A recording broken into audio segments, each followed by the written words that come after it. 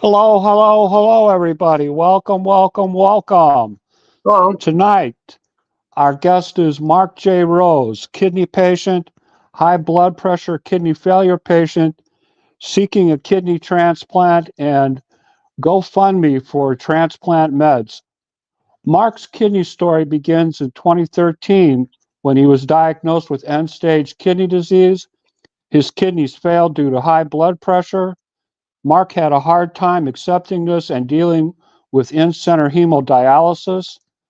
Currently, he goes 3 times a week for 3.5 hours a session, starting at 5 a.m. on dialysis days. They get Mark up early, man. Mark started emergency dialysis on December 22nd, 2020, without much support because it was during COVID. He was alone, he couldn't have visitors, and he struggled. Currently, he is listed for a kidney transplant at St. Luke's in Kansas City, Missouri, through the St. Luke's Kidney and Liver Transplant Program. To contact St. Luke's, call 816-932-3550 or fill out the online contact form, and I'm going to give you the link for that during the course of the broadcast. That's 816-932-3550.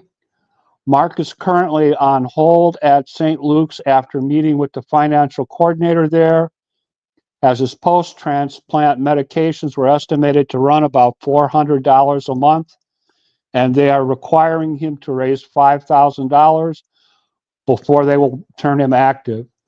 Mark needs your help with this, or he will be unable to receive a kidney transplant. He has started a GoFundMe fundraiser to help him meet this goal, and I'm going to give you that link during the broadcast too. He also has a friend that's going to do a fundraiser for him. We're going to talk about that a little bit. Mark has a universal donor, a guy with the O blood type, as a match lined up and ready to donate once we get this problem out of the way with the financial coordinator. His motivation for his kidney transplant are his children. Please give a warm welcome to Mark J. Rose. Mark, how you doing tonight? I'm good, thank you. How you doing? Doing well, my friend. Happy to be with you. Same here. Glad to be here. All right. So, did I state everything correctly in the introduction? Yes. Sounded all right to me. Good, good. I understand that you have 3 children, 2 girls and a boy. Yep. What are their names and ages? Bella is just 18 and finishing high school. Was kept back a year. Emma is 21. She'll be 22 in March. And she is graduating a semester early from Wheaton College in Norton, Massachusetts. And my son he works in a home. It's sort of like, he's like a care person. He helps people with different difficulties, such as autism and things like that. He has one main person that he works with that I recently got to. He showed me pictures of him and things like that. And, he really loves the job. He was going to be a forensic scientist, but he's got his own kind of issues, anxiety and stuff like that. So he couldn't handle school and full-time job. So he decided to go out and find a job instead. He's a lot happier doing what he's doing now. So I'm happy for all of them. They're all doing really good. Great, great. Um, Tell yep. us a little bit about where you grew up, your education, and your employment history. Okay. Well, I was born I was born in Worcester, Massachusetts, which is in the western part of Massachusetts, out towards another city called Springfield, which is not too far from New York. Um, I was adopted after being a foster child for about a year, um, due to my health at the time. I was born. My mother had some dependency problems, so and she was only 16 at the time. Um, so I was given up for adoption, and the parents that had been my foster parents for a year decided to adopt me. They took me in. I had a foster brother who ended up going to another home. Actually, the same day we got adopted on the same day. Um, I had a pretty, I mean, I don't know, pretty normal. It was a suburb of Boston. Um, so just about 30 minutes south of Boston. A mid-sized town, one of those towns with a lot of pride, football team and, local people that were, known, um, local sports and everything else and all that. Uh, it's kind of the kind of town that, everybody knows everybody, so, it was a interesting place to grow up. Um, as I got older, I, when I was about 10, um, my adoptive father passed away, suddenly, and, things kind of changed, drastically because, my mother had to go to work full time, and, so she was working for my family's business, and she wasn't home a lot. And I was given a key, which back in those days they called us latchkey kids. We wore them around our necks, and we'd walk home from school by ourselves, and we'd feed ourselves, after school and take care of ourselves. As opposed to going home to a family dinner or anything like that. Um, Okay. I mean, in those kind of situations, you tend to get bored, or you get you get into situations where you go out and you get into no good. Friends get you in trouble because they say, "Hey, nobody will know," so you end up doing things that you end up regretting. So did a lot of that kind of stuff, and you know, it just it didn't lead to good places. So, but I mean, for the most part, it was Saturday morning cartoons. I had five brothers. Um, no, let me see. I get confused sometimes. Okay. Three older brothers in this family, and two older sisters who kind of acted as if they were um, parental figures towards me because they were old enough to be my parents. But just a kind of a weird, kind of a weird setup. But um, that was always kind of the problem because they would try to boss me around, and I didn't like it very much. But Okay. How far did you go in school, Mark? um, I got to my senior year of high school. The summer before my senior year, I started having problems. I was working with my band, and we had written some songs, and we were checking out a few different studios to record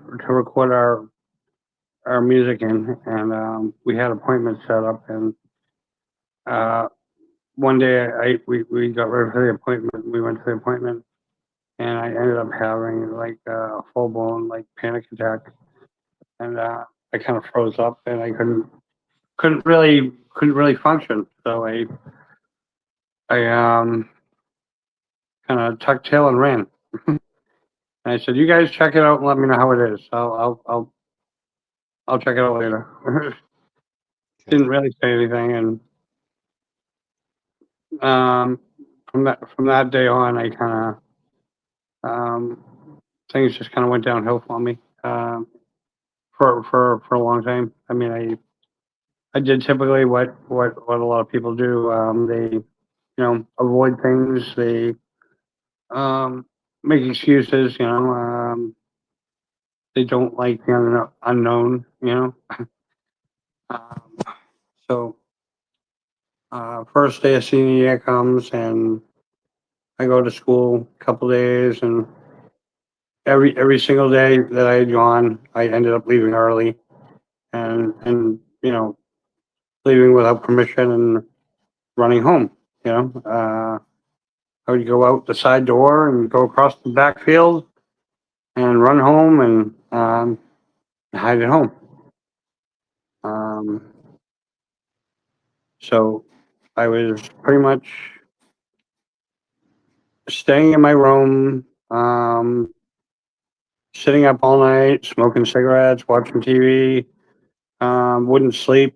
In the morning, my mother would try and wake me up and tell me I had to go to school. If I didn't go to school, I was going to have to get a job, and I would kind of panic about it because I didn't know what to do. So I was kind of lost in that aspect. So um, eventually, she kind of recognized that I was having difficulty, and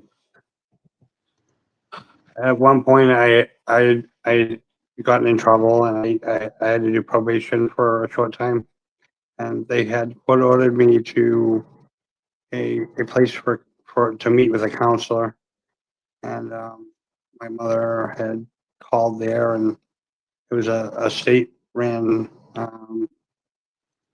local facility the next town over from where we live, in a town called city called Brockton, Mass. So I was sent over there for therapy, and I kind of resisted at first, and she's like, "Well, we have to do something because um, we are having issues, and you're not living your life, you're not functioning correctly, and this is not a good thing." So I started having weekly sessions with a gentleman named Jerry, um, and Jerry kind of changed my life. Jerry was very similar. He had a troubled youth. He had a lot of difficulties. He was, you know, run down and put down by his dad. His dad didn't treat him very well. He got in trouble. He drank. He did all the stupid things that any rebellious teenager would do. And he eventually turned his life around. He met a nice woman, got married, and she was a big influence on him. And he made a good life for himself. And he was, with everybody that he would meet with, he would try to have some kind of influence on them, to turn their life around. And for me, he became very important. And about a year and a half of you know his guidance and everything, I was doing pretty good, and I was making a lot of progress. And one day I went in there for a session, and I was waiting in the lobby, and they came down and they told me that I needed to follow them upstairs, and I went upstairs, and nobody was there, and I was in his office, didn't know what was going on, and they woman came in and told me that The morning before, he had been in a car accident. He hit a car head on after having a heart attack, and he died. Um, so that really affected me at the time. You know, I kind of got very emotional, and I lost it. And you know, they uh, they gave my mother a pill to give me because I couldn't calm down, and I was like hysterical. Um, you know, later on, I ended up, you know, eventually seeing someone else, and kept working on myself. You know, because I was pretty much on a, forever self improvement kick. Like, you know, always run for self improvement type thing. You know,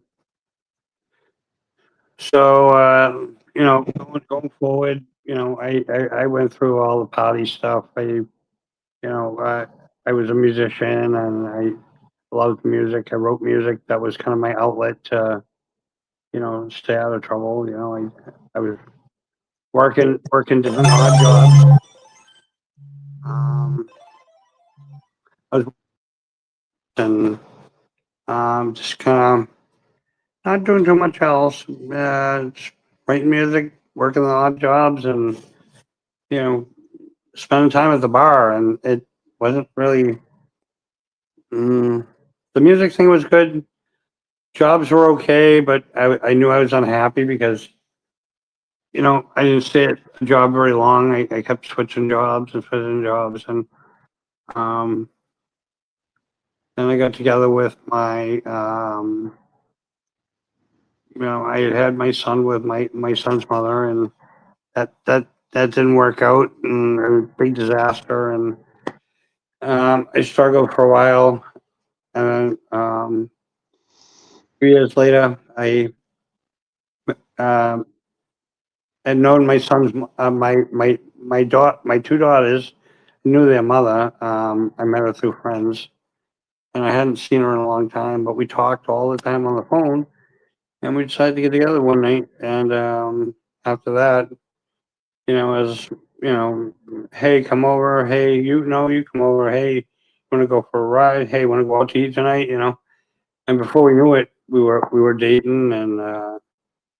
you know, she ended up moving in, and uh, yep, we ended up married. And we had the two girls, and you know, we had about 6, 7 years together, um, but it didn't last.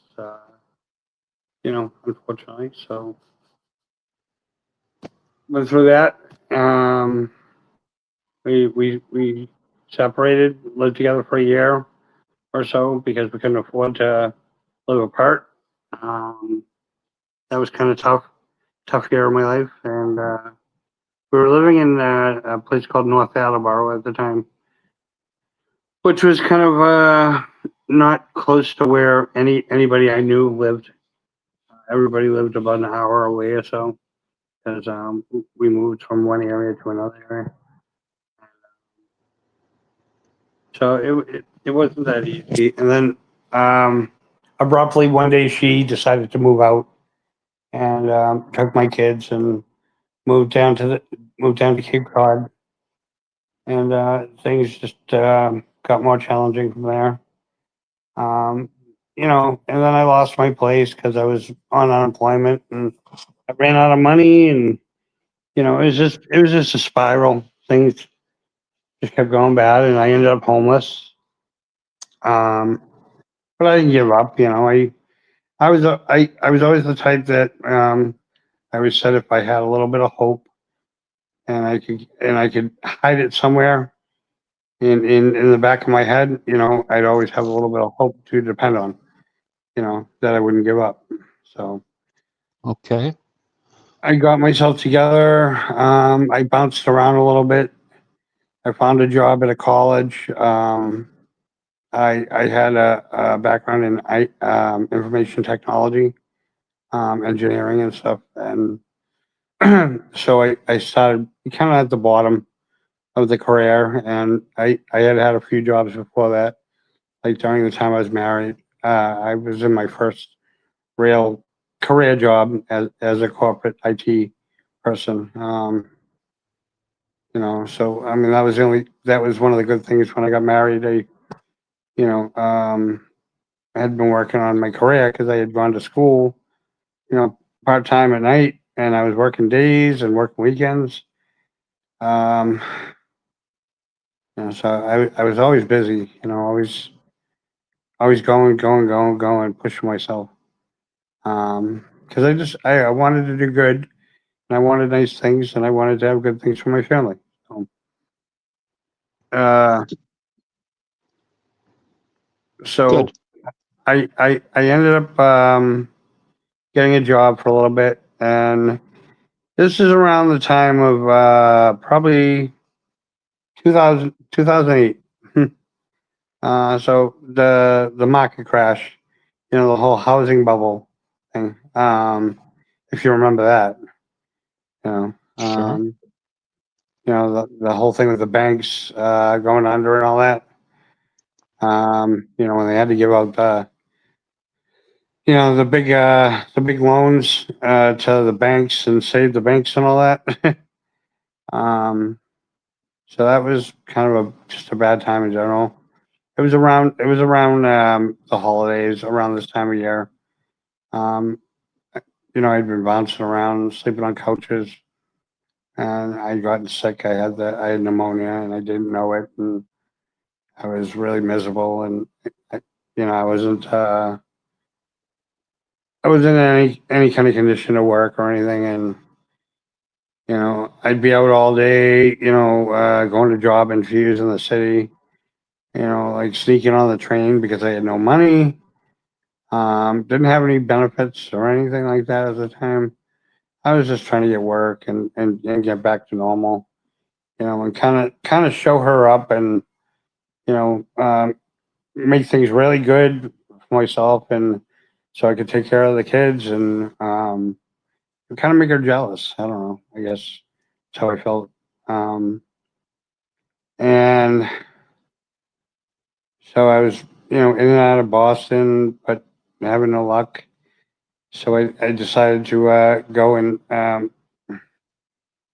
see if I could get a reinstatement of my benefits that I had when I was on disability, when I had other problems. So I went in and I was able to get they supplemented me payments at the time in order for me to have an income while they decided on a permanent decision.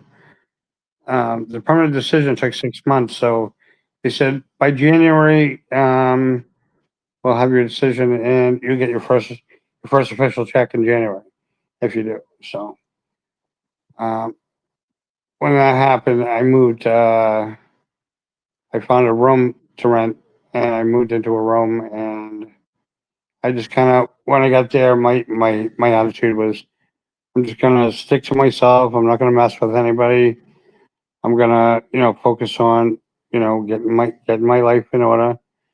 Being there for my kids. Doing what I need to do. So I went and my brother helped me get a car.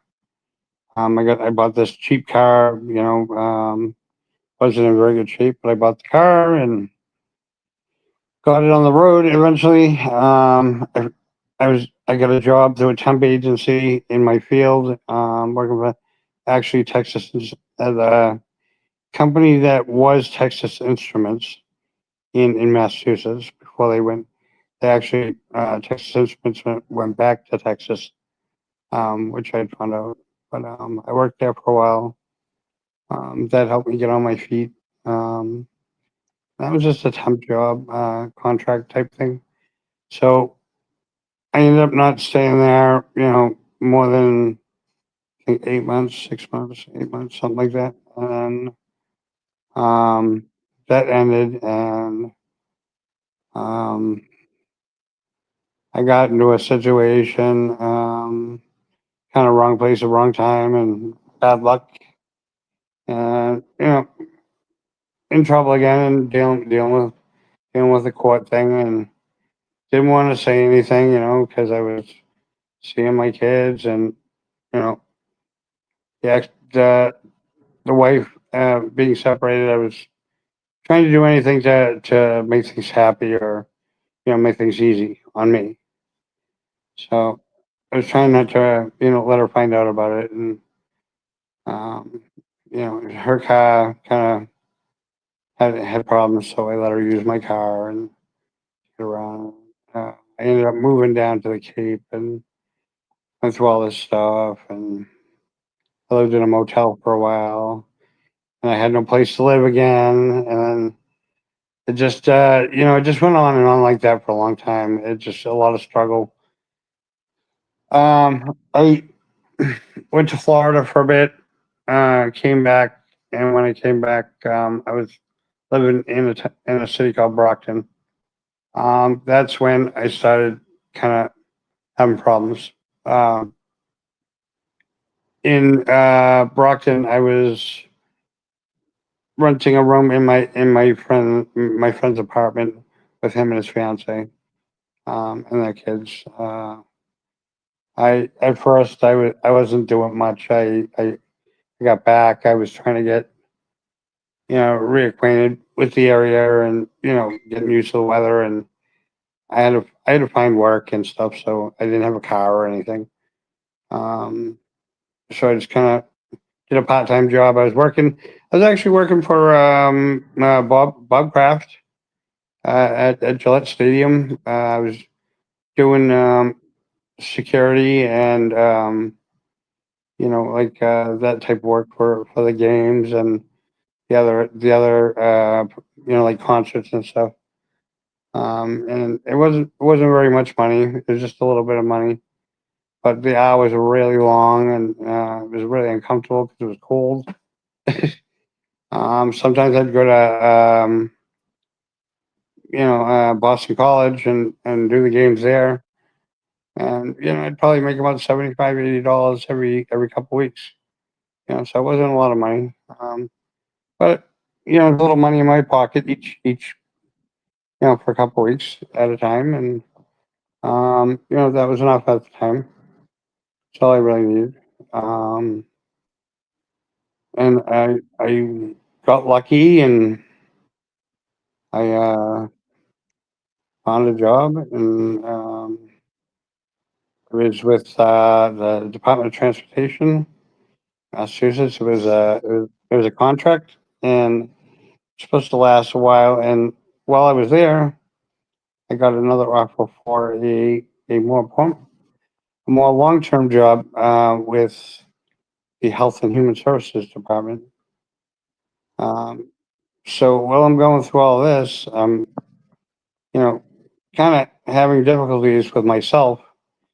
I was experiencing fatigue. I had my first experience with gout, which I had never had before or known of. And then I found out what gout was, and I had to go to the hospital. My youngest daughter actually was with me the day that happened, um, and helped me because I couldn't walk. Couldn't even put any pressure on my foot. Didn't know what it was or why or anything. And so I went through that, and just it was all these little things. My consistent back pain in my lower back. I'd get tired a lot. I'd take naps when I get home from work. Things like that. And I was complaining and kind of bitching one day, and so I ended up going to the doctor. And my doctor set me up with I went to see a blood doctor or you know, uh, technically a cancer and blood specialist, and he ran every test on me known to imagine, and cleared me. Said no cancer, no nothing like that. So then my doctor got me in to see the nephrologist who actually his office was right upstairs from my primary. So it was kind of perfect. So went in to see him. He met with me and told me he was setting me up for a biopsy.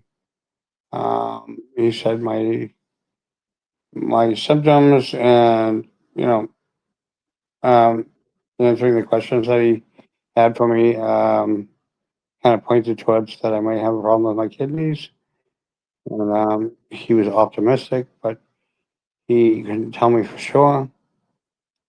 So it actually took three tries going to the hospital to get a biopsy because my blood pressure ended up being too high for the first two times. So I ended up taking an anxiety pill on the way to the hospital the third time because I was stressing out about it because I didn't want to have to reschedule again. So I did that, and that kind of did the trick, and I got the biopsy done, and it was still still talking about being hopeful. That way he explained it was uh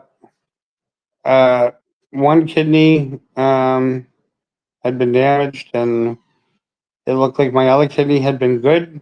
Um, he was hopeful that the case was that one kidney could be helped and the other one would be the bad one, um, and I would be okay. But when he finally got the results, it was not to be. So he said we need to talk about future transplant. And Okay. What my is your date of birth, Mark? July 26, 1974. All right. And I understand that you were diagnosed in 2018 with kidney problems, and your kidney failure was due to high blood pressure. Yeah,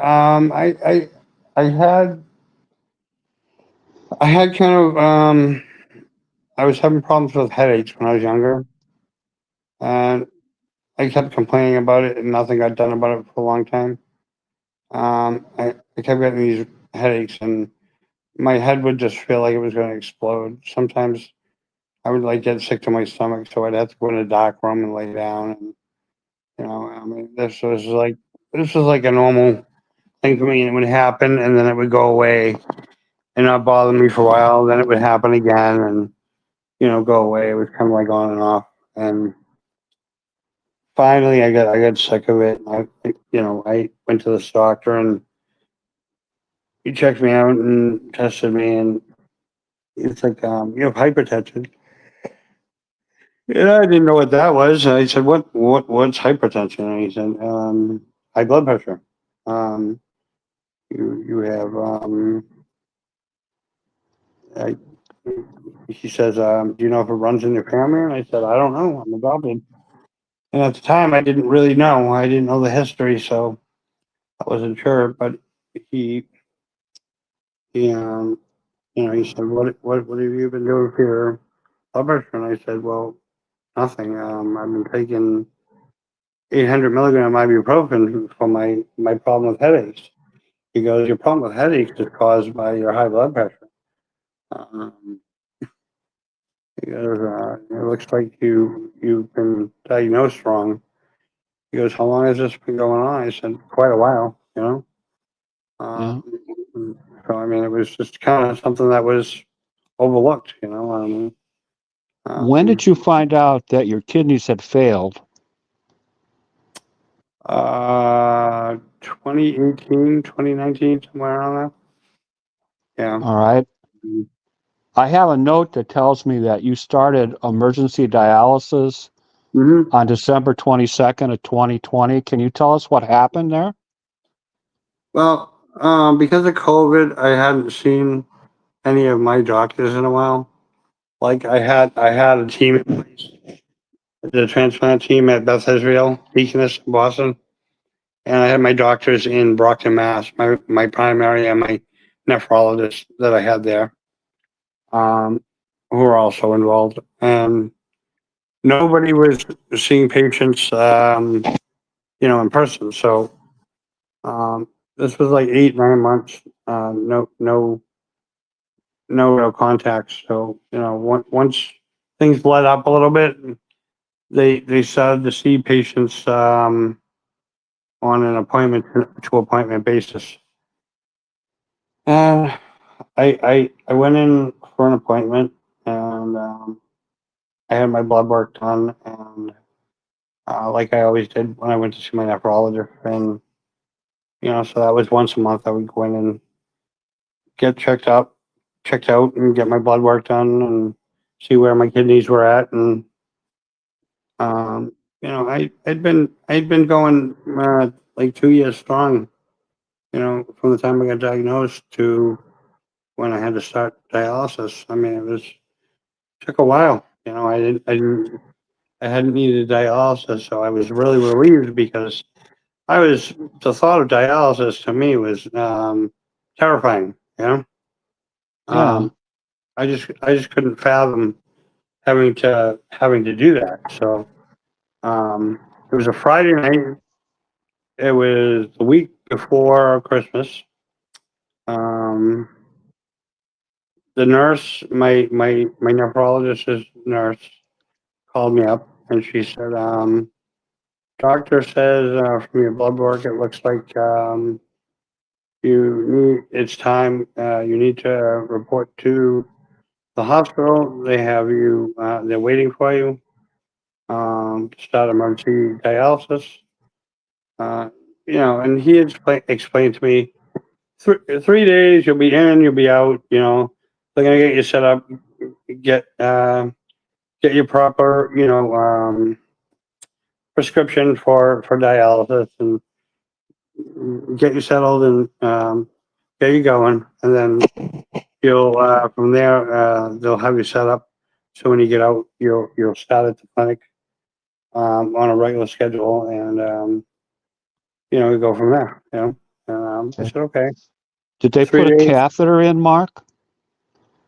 No, they well, months before, when I had been diagnosed, um, after I had the biopsy, my nephrologist was basically like, "I'm gonna send you um, to the surgeon for an appointment." The surgeon who did my graft in my arm. Um, and he had me get a vein mapping and all that stuff. I went through all that vein mapping, and ultrasound and all that, and he says, "Okay, we're gonna put a fistula in your arm. Where do you want it? Blah blah blah." And I said, "Can you do it in my right wrist area?" Um, you know, I was kind of partial to that. I don't remember why, but I said, "I don't want it in my left arm. That's my dominant arm. I am a left." Approximately when was this they put the fistula in? 2018, 2019, Okay. somewhere in between that. Um, it all kind of, to me, I mean, I had all these dates, and they all kind of like just kind of ran together. Okay. um, it became like overwhelming to me. So, uh, So but when you started dialysis, mhm, you actually started with your fistula, not with a catheter, correct. correct? Yeah. They were stabbing you with needles. Yep. Yep. I had it for a while, and I was like, I don't know why I maybe got it so early. It's kind of stupid because I don't even need it yet. It's way too early, and oh well, it gives it more time to mature, and make sure it's ready, when you will need it. So I mean, it drove me crazy, because I was always used to sleeping on my arm, in my head, and I'd hear the whistle in my arm. I'd hear zee, zee, Yeah, zee. sure. Okay. Yeah. And it drove me crazy, and I had a hard enough time sleeping already as it is from my insomnia. So it just made things worse. um, Okay. So we're talking about in-center hemodialysis then? yeah. I ended up going to a place called US Renal, which is I think they said it was in like the top 5 in the country for in center dialysis centers. Um, as far as like ranking, Okay. um, they pretty decent place. Where it was located, it was in a place called Marina Bay. Marina Bay is like a kind of an upscale area of Quincy, Massachusetts, which is the city of Presidents. It's where John Adams is from. That area of Boston. Um, so I was living in that area, renting a room, and I had arranged, a shuttle bus to take me back and forth, and I was going at 8 in the morning or whatever. Well, actually, first I had a 3 o'clock appointment, a 3 o'clock schedule. So I'd go in at 3, and whatever it was, 3.5, 4 hours. I'd do that, and it was kind of nice there. It was fancy. They had flat panel TVs hanging from the ceiling, and they gave you headphones, and you'd sit back, and they'd give you pillows and prop your feet up for you, and kind of give you the extra treatment, Okay. So you But started dialysis in Brockton, 2020. yeah, in Brockton Hospital, which is All right. And I guess not you're open you're still anymore. on dialysis now, correct? Yes. And you're Um, going 3 times a week, 3.5 hours a session, yep, yep. and I you go start at in. 5 a.m. currently. Yes. Yep. All right. Yep. Can you I tell go. us what is your current physical and mental condition like at this time? Um. Well. When I moved here 3 years ago, um, I started in the dialysis center, which is it's a small one right in town. Um, it's smaller than the one I was used to from where I used to live. Um, there's multiple nurses and technicians. They're all really nice, most of them. Everybody there is really, really grateful. I mean, like they're really good at their jobs, most of them, and they work really hard. And they they invest a lot of time in your care.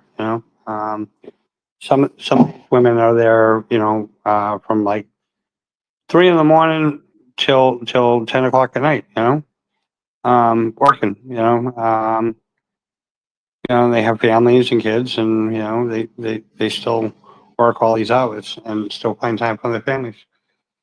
Um, Okay. So you've been on dialysis since 2020. yeah. You're at a different dialysis center now, Mhm. but you're still on in-center hemodialysis, correct? Yeah. I did take a break from it. I actually tried home peritoneal dialysis for a while. That's where you have to have a surgery, and they put a catheter in your abdomen, in your The side, peritoneum, right? and you ingest the dialysate fluid um, into your abdomen, and it absorbs the toxins and the fluid weight and takes it off you, just like the hemo would. I had a hard time with it. The bloating was a problem for me because it made me very uncomfortable. I was having problems with my allergies. I was getting really bad bloody noses from the dry air in my house. I couldn't fall asleep, and well, they'd say, oh, you can sleep for 8 hours, and while your dialysis is going on, and you wake up and you feel refreshed, and it wasn't like that for me. I couldn't sleep. Um, so after a while of that, I started to I kind of went downhill, and I got sick, and I had no problem pulling the fluid weight off. I mean, I gotten down to like 60 something kilos. So I mean, the lowest weight I had been in a while. But I was sometimes dry heaving, and my stomach was always bothering me and upset, and I couldn't eat very good all the time. Um, so I was telling my nurse and my coordinator at over at the dialysis center. Her name's Mitty, and Mitty had me come in, and she checked my level at which toxins were being removed by having me run my session there. And she did it a couple of times. She said, "I'm going to need you to do a couple sessions of hemo, to get these toxins off you, because it's we're going to end up with you in the hospital if we don't get this level of toxin off you, because it was getting pretty bad, and because I was tired, I was sleeping a lot, I just I wasn't functioning very well, and I kept getting sick and stuff like that, and so I wasn't doing really that good.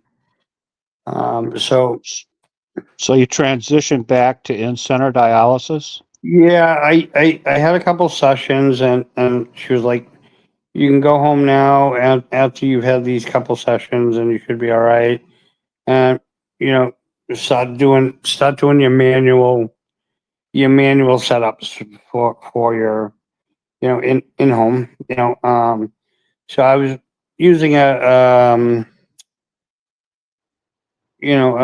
smaller bags and of dialysate, and I was hanging them on a pole, and doing manual fills, and so it was taking a lot longer because I had to do like four fills and drains a day, and it was several hours in between each one. So I mean, it just became a really really long day, and it was every day. So I mean, it was just way too much for me, and it just wasn't doing the job anymore. So they said, Okay. "Well, how do you When feel did about?" you when did you go back to in-center dialysis? I think it was only about 8 months I was on the home dialysis uh, before they suggested I come back to the clinic. And then they said, well, you have the option of with a care partner you can train to do in-home hemo. And I said, okay, well that's an option I'd like to look into, but for now I'll just I'll come into the center and do it. You know, Are you it still was. in-center or are you doing hemodialysis at home? No, I'm still in center. I go Monday early morning, Wednesday early morning, and Friday early morning. Okay. Yeah, it's kind of routine now for me. You know, I'm already up anyway. I usually get like one of those plastic iced coffee cups, and I put some ice in it. I get a bottle of water, put that in my bag with my blanket. I wrap my arm after I put my lidocaine on about 4 o'clock, and Okay. so my arm's ready because I put the lidocaine on to numb the area. All right. Um, Tell us about being listed for transplant at St. Luke's. How did that come about? Well, I'm, on hold, going through the process still.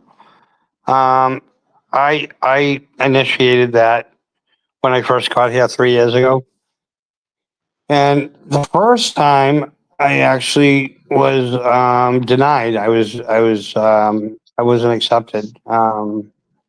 They I had a problem with the nephrologist on the team.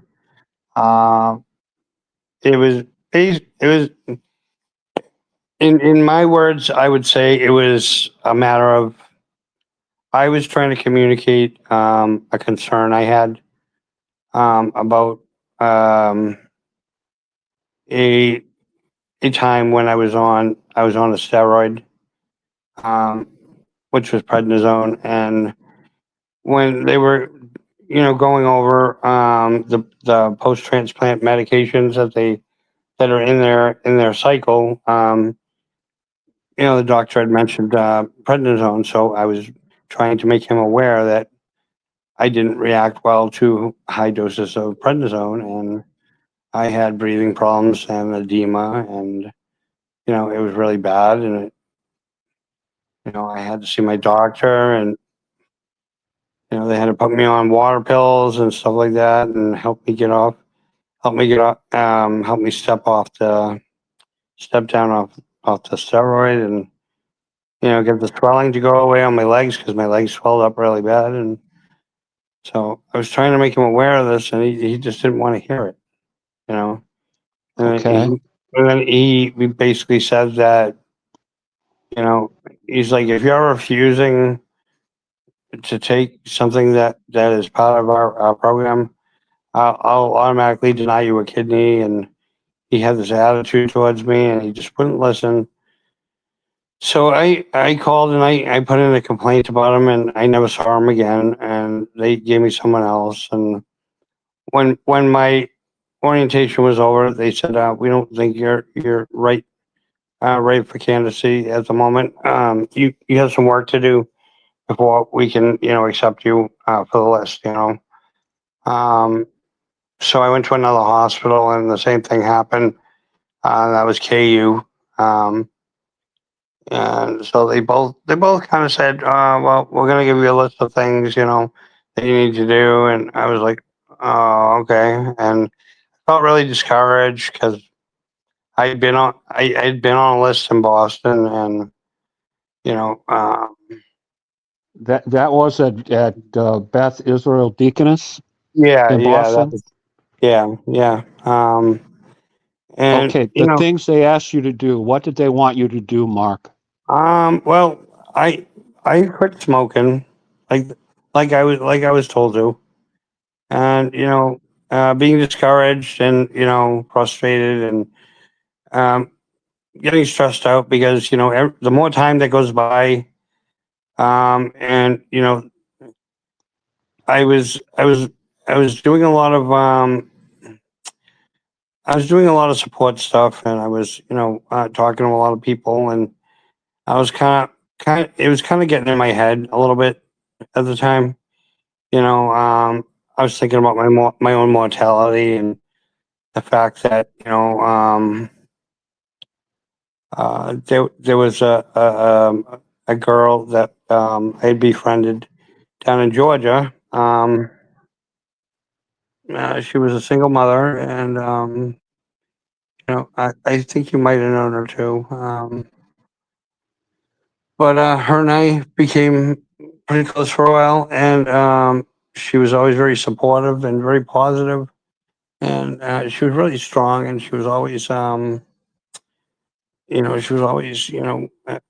pushing everybody to do better and keep going, and don't give up. And she worked and took care of her kid, and she went to church every Sunday, and she was very devout, and she had her beliefs, and that's who she was. And she would call me once a week and check on me, and make sure that I wasn't you know talking negative or feeling negative or any of that, and kind of prop me up and make sure I was moving forward and, you know, giving it my best, so then, then I found out she had gone in the hospital and she got out and then she died, you know. Oof. Um, and then I had made my first friend here, um, in dialysis. I made a buddy in there. His name was Josh, and he just died this past year. Kind of the same situation. He got sick. He had to go in the hospital. He had some complications. He got better, got out, and went home. And then they don't know what happened, but then he passed away. You know. Okay. So Mark, yep. besides quitting smoking, what else did they want you to do? I needed to get a colonoscopy and a sleep study. Did you do those things? I quit smoking over a year ago again because I had quit before. I had only started smoking again because I got frustrated and I was looking for a way to vent. You know what I mean? Um, and I had the habit for many years, so I mean it wasn't too far off for me. Picking one up. So I picked them up again, and it was just I was I had said to the doctors at the time, I was like, I'm kind of struggling with it. I'm having a hard time, getting myself to do it and stay off them. And I was kind of asking for help, and they really couldn't be bothered, at the time. And so I was feeling really discouraged, and I on my own I went to my doctor and I said I need help, and he gave me a prescription, and but at a lower dose because the dose I had of the same medication before was making me sick. I had problems with my stomach, so he lowered the dose, and I started taking it, and within a month I was able to stop completely, and that was more than a year ago. Okay. Um, Did you do the colonoscopy? I already did that too. Yep. Did you do the sleep study? Sleep study. I'm in the process of getting. I'm waiting for the appointment. Okay. But I I've I already I arranged it. understand that currently Yeah. you're on hold at St. Luke's, Yep. meaning you haven't lost your place in line, but right now you can't accept a kidney. Is that a correct statement? That's correct. All right. Yep. You Yep. had a meeting with Hmm. a financial coordinator there, Yep. and she Yep. told you that medications for transplant, I'm assuming the anti-rejection medications, Yeah. She said are post about transplant. 400 a month, Yeah. She said correct? approximately 400 a month. And they Four want hundred a you to month. come up with $5,000. Yeah. She says, can you afford that? And I said, yes. Yeah, I can afford that. And she goes, I'm not entirely convinced. And blah blah blah. And she said, I'm gonna request that you um, save up or put together $5,000 and be able to prove to me that you have that money and that you will be able to afford to cover this. Okay, and Uh, you have put together a GoFundMe fundraiser for that purpose, right? yes, and I haven't had very much luck with it though. I mean, so far it's been very little. You know. All right. Um, I understand that a friend of yours is planning a fundraiser for you. Can you talk to us a little bit about that? I well, I mean, I thought of the idea. I said, a lot of people, they have friends that do fundraisers for them, and I mean, I don't know if we just had nobody had thought of it, but um, because nobody really knew my situation, only a couple people, so and I don't know a lot of people here, so um, my friend Becky, who is my caretaker and like my partner, she goes to all my appointments with me, like out of town, for transplant stuff. She's been very supportive to me. She's actually here with me. Uh, she could probably explain that better to you, but Okay, I whatever. mean, my thought was, you know, she would be the person that would be ideal to do a fundraiser because she knows a lot of people because she's helped a lot of people and done a lot of things for people, and she's got a lot of really loyal friends that um, they've all done things for each other, and some of them have had health problems, and some of them have more serious health problems, and so she's been kind of there for them, and so she called a few of them up and asked them, where do I start? What do I do? And they said, well, call up local businesses and you know, see if they'll donate stuff for raffles, and you can do raffles, and Do people you can have open. a fundraiser set up currently, or is that something that's coming in the future? Um, it's in the preliminary stages. So that's in planning right now, but I do have the GoFundMe. That's active. Okay, I right. just And I've got the link for that yep. scrolling across the screen. And Okay. so people understand, Mark, Yep. if you go to my Facebook page, Jim Myers, Yep. this broadcast is pinned to the Okay. top of that page. Yep. And in the comments to the broadcast are Hmm. all the links that we've been discussing tonight, including Okay. where you're listed for transplant, Okay. the number that they have to call if they want to Hmm. donate to you, and the link to fill out the paperwork to Right. donate to you. Your GoFundMe fundraiser link is also there. Okay, Okay. buddy? All right. Great. And if you guys get a fundraiser together and you Hmm. send me the link, I promise you I will post it. Yeah. I mean, Okay. because And I what just want to remind um everybody, I run 100 groups, 120 groups on Facebook, right. and Okay. your broadcast is in all of those groups. That's Okay. great. Thank you. I appreciate it. So Okay. I will make sure that people see it. Okay, buddy? Yeah. I mean, the only other thing I can say is, it's been kind of like an emotional roller coaster ride, like of emotion and physical pain, I mean, all the different things I've experienced. I mean, I moved out here to Kansas, and from the Boston area. I only had my friend and her, her family, her kids, and her husband, and you know, um, one or two other people that you know I was introduced to, and I've met a few people, but I still barely know anybody out here. So Okay.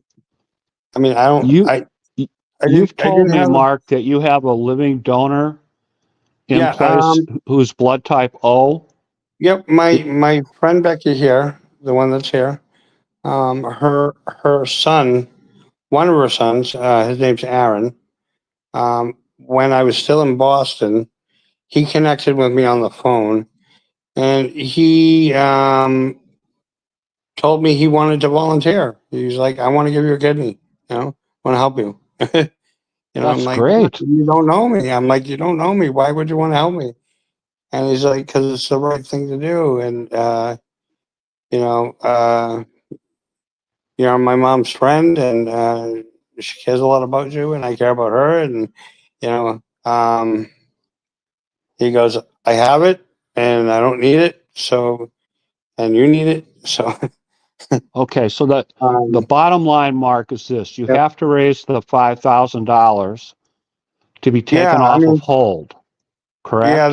that kind of took me by surprise because the money had never been an issue before, and then this lady comes out of nowhere and says, "I want at least $5,000 from you as proof that you can afford, Have you considered listing at another transplant center or other transplant centers? Yes, I have talked to. I got a referral from Nebraska, and I also have talked to in Tennessee, Vanderbilt. Um, Okay, because I was going to say, Mark, a lot of times when somebody shows up and they have a living donor, mhm. a transplant center will overlook a lot of things Right. and move you to the top of the That's what I list thought. because you have a living kidney donor. Right. That's what I thought. That's what I thought. But they're still putting me through the ringer. I mean, they're making me do. I just had a stress test. You know, I had to go. I had to go to St. Luke's South, and I had to do a stress test. You know, where I had the injection, and I was put in the tube thing, and you know they checked my heart and the rate of my blood pumping through my heart, and you know all that stuff, and uh, I had to go for a pulmonary test, and you know, and do a sleep study, diagnostic, and you know, I'm like, you know, I have an O positive, O negative, you know, donor, you know, Okay, universal donor. They yeah, can donate to anybody, right? right, Because yep, they're blood type O, yep, yep, correct? I'm blood yep, type O, so I know this. yep. All So, right. Mark, tell us, why is a kidney transplant important to you? well, I have a lot. I have a lot I still want in my life. You know, I love life. You know, I love. You know, my kids are the one big thing. You know, they're just starting out as adults. You know, they're young adults, and my older daughter just got engaged. She's graduating college a semester early. She wants to get into like town government and politics where we're from. You know, she was joking around saying, you know, one day I'll be president. You know, and I'm like, I'm sure you will. You know, she's that type of person. You know, and that's my older daughter. You know, and I couldn't be prouder of her. But you know, I want to be there for her. You know, I want to be able to be there when she gets married, and I want to, you know, see her have kids and see them grow up, and you know, I want a chance for that. You know, same thing with my son and my younger daughter. You know, I mean that's everything to me. You know, Kind of want to um, be there for your children, right? right, right. Um, but I mean, you know, and then other things I want to do. I mean, there's so many places in the world that are beautiful and you know that I haven't seen yet. I want to see places. I've barely been anywhere, you know, in my life, unfortunately. You know, I spent a lot of time. I wasted a lot of time just, you know, kind of, you know, I stayed in the Northeast mostly. I mean, I've been to Florida. I've been to a few places, but I haven't been out of the country. I haven't been to Europe. I haven't seen anything. I've barely seen anything. So, I mean, I wanted a chance to, you know, experience life, you know, and you know, I would, you know, I mean, I've been single and I'm alone by myself for a long time, and you know, I mean, we all hope to have someone special in our life, but you know, I mean, it's not a priority right now, but you know, at some point it would be nice, you know. Okay. Um, but I mean, to see my Mark, kids, yep. Mark, do you have Mhm. any final statement that you would like to make to our audience before we conclude the broadcast tonight? Yeah. Anything you would like to say about your experiences?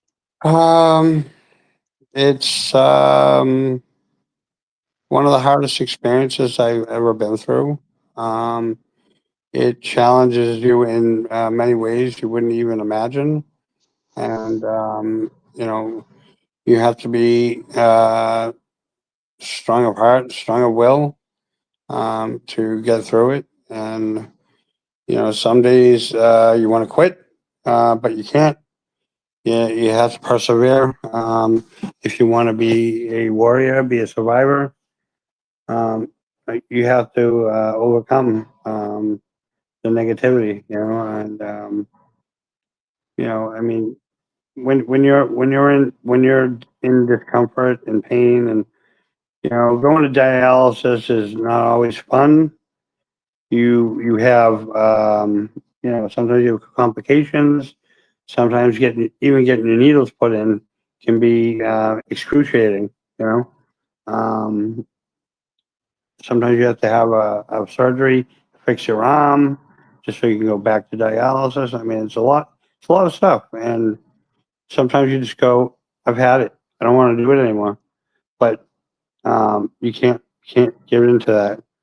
I mean, because the alternative is not anything anybody wants. Um, Right. Right. you know, I, Have you I had angioplasties in your experience? I have, Did they yes, work on your fistula? yes, they work very well. I've had a blockage, and I've had a narrowing. The last time a I went to an access center in Wichita, which was a really really great place. Um, they I went in there. They sedated me. They did an angioplasty on me, and I came out, and it's been like more than a year now, and I'm still going strong. You know, Okay. so, Good. so, yeah. Good. Um, I I I don't give up. Sometimes I have days where I think about it, but I'm only human, so everybody does that. But I refuse to give in and quit, because I mean I have my kids might be grown and starting their own lives, but you know um, I've made a promise to them, and I don't make promises to them that I won't keep. So I mean I gotta see it through, and I gotta live for me, and I gotta live for them. You know. So Excellent. Excellent. mhm. Mark, I promise you, I'm going to share this broadcast all over the place.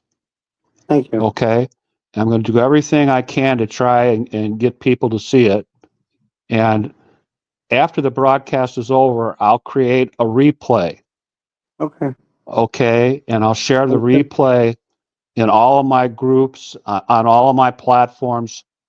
And, that'll go on for another week or two. All right. Great.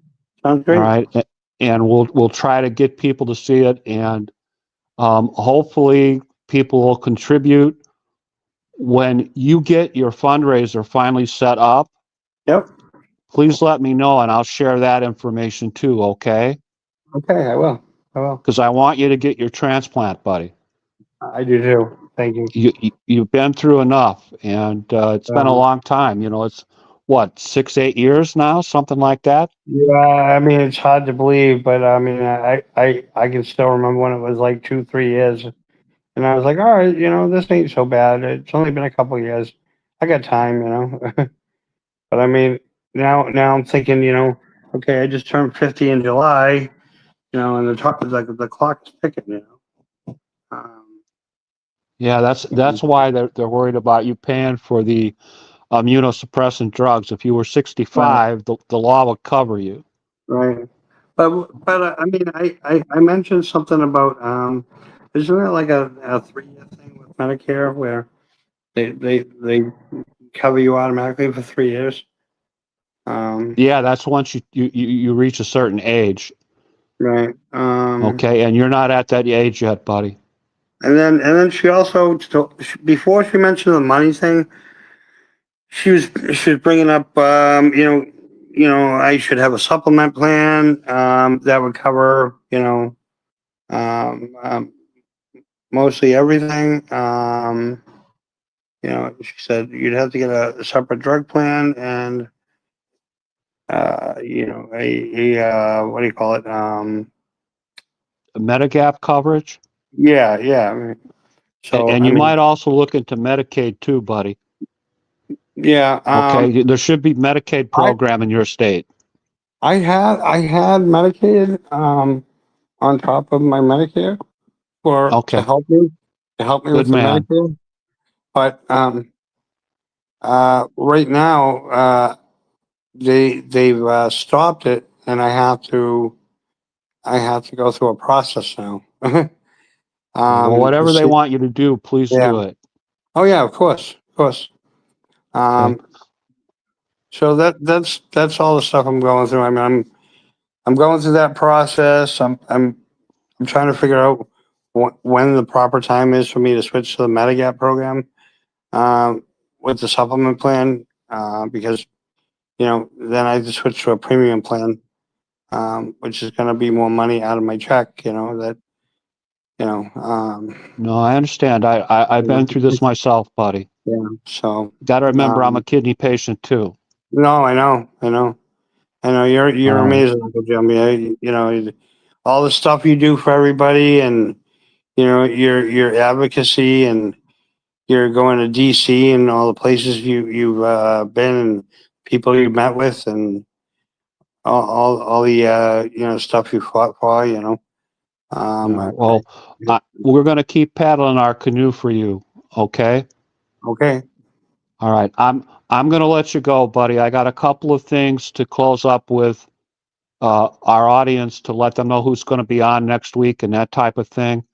okay, But I want to sounds good. thank you for coming on and sharing your story. And I promise you, I'm going to work hard for you. Okay. All right, thank you, and anybody who's listening, thank you for your time, and thank you for listening. Terrific. You have a good evening, Mark. Okay, Uncle Jim. Thank you. Tell Take care. tell Becky I said hi. Hi, thank you for everything. Sure.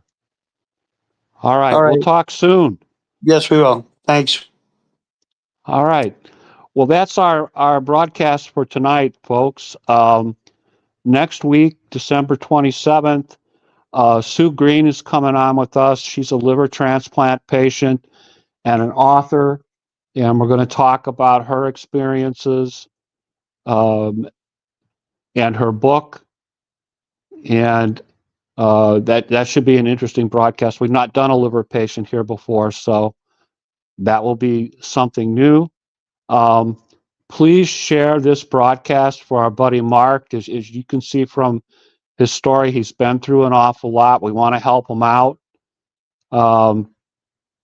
Please share to your personal page so that people that don't have kidney disease see it. And I will talk to you in a week. So you have a good week and happy holidays from your Uncle Jim.